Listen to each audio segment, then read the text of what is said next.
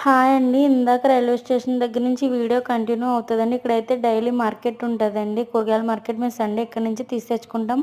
అయితే ఇక్కడ తర్నగల్ విలేజ్‌లోకి ఎంటర్ అయిపోయామండి. నేను ఫస్ట్ టైమ్ వచ్చినప్పుడు నాకు చాలా భయమేసింది. కన్నడ రాదు ఎట్లా మేనేజ్ చేయాలని. ఇప్పుడైతే కొంచెం పర్లేదు, కొంచెం తెలుగు వాళ్ళున్నారు. మేనేజ్ చేస్తున్నా.